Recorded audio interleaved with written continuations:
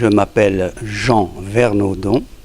Je suis actuellement retraité de l'Agence française de développement, mais toutefois toujours administrateur de la Banque Socredo au titre de la participation de la banque BRED qui a 15% du capital de la dite banque. Voilà. Bien, pour des raisons simples. La première, c'est que je suis donc citoyen de la ville de Punavia depuis 1950 et j'ai simplement eu deux périodes où je n'étais pas sur place puisque j'avais mes études supérieures en France pendant 5 ans à Paris, puis ensuite pendant 5 ans en Calédonie pour pouvoir créer la Banque calédonienne d'investissement et avec la BNP créer la Banque de Wallis et Futuna. Donc à part ces 2 périodes, j'ai toujours été résident dans la commune de Punavia.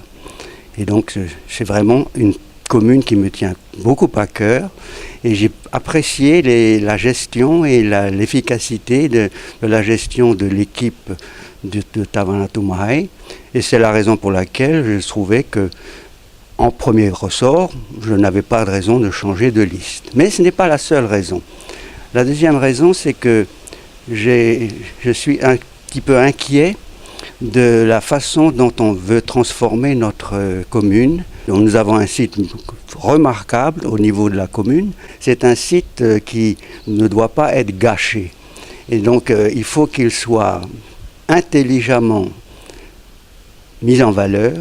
Et quand je dis intelligemment, c'est qu'il faut que tout le monde participe à ce projet. Tout le monde participe.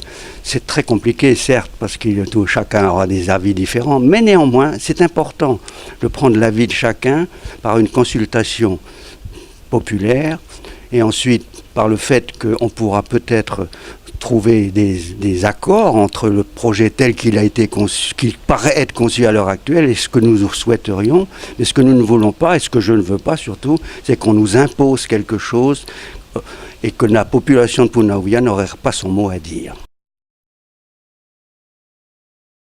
Ah, le Punavia d'antan, ben écoutez, on avait une maison en bois avec des auvents et le toit était en raworo, c'était les maisons typiques de l'époque. Et il y avait donc notre voisin, c'était sur la droite, M. Bodwin Bambridge, qui a ensuite vendu son terrain et c'est devenu le Yorana Villa. Et sur la gauche, c'était des terrains Tumae qui étaient occupés par Nina Adams, qui était là sur le côté gauche. Et nous vivions dans un voisinage il n'y avait pas de haies, pas de murs, tout était ouvert en permanence, il n'y avait pas de voleurs, on laissait les voitures ouvertes, il n'y avait pas besoin de 36 chiens pour être réveillé la nuit. Et puis alors il y avait surtout un lagon extraordinaire, ce lagon dont je connais un grand nombre de patates entre la passe de Tapuna et surtout sur le côté gauche. Je pouvais vous dire à l'époque où étaient les Ihi, où étaient les Apai, où étaient les Reuil, où étaient les Trao, où était la petite plage où il fallait aller chercher les Oeo. Et quand on faisait de la traîne, ben, où est-ce qu'on récupérait les carangues.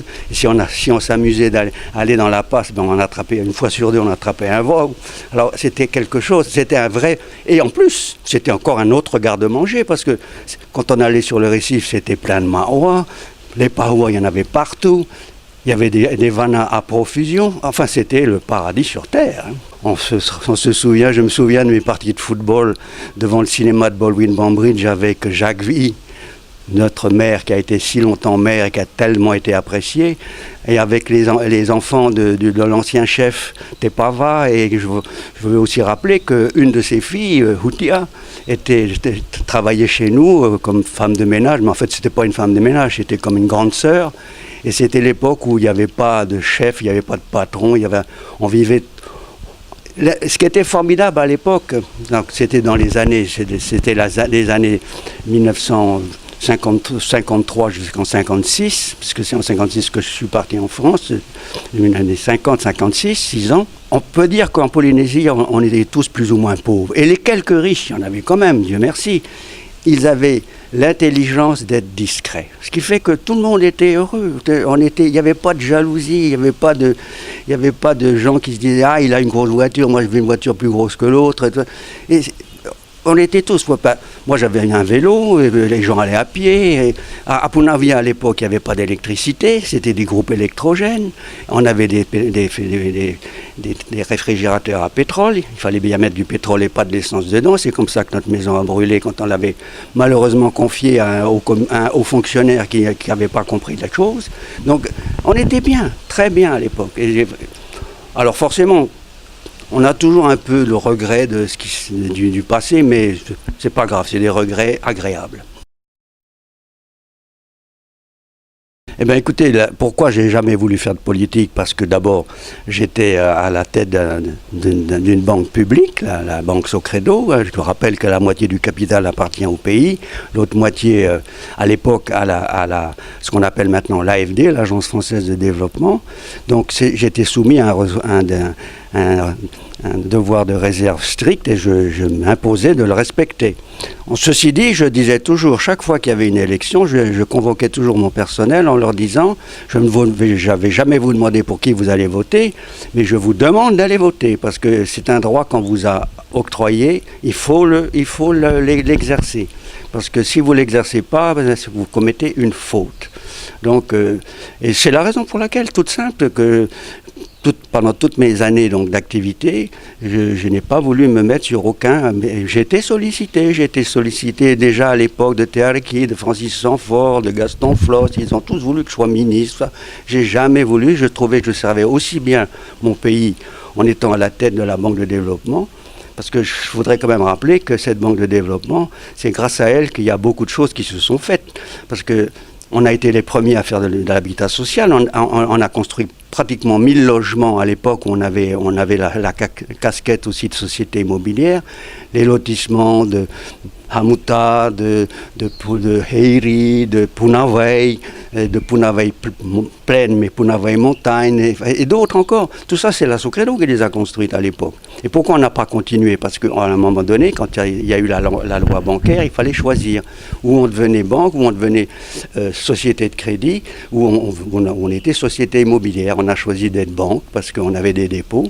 Et c'est voilà la raison pour laquelle.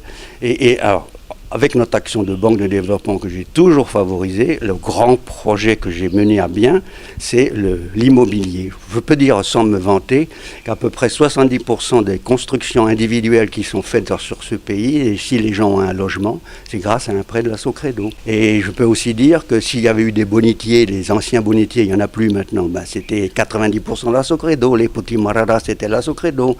La perle, personne ne croyait à la perle. Et c'est Jean Domard, qui était chef du service de la pêche, qui est venu me voir un jour à la Socredo en me disant « Jean, j'ai trouvé le moyen de faire la perle de culture.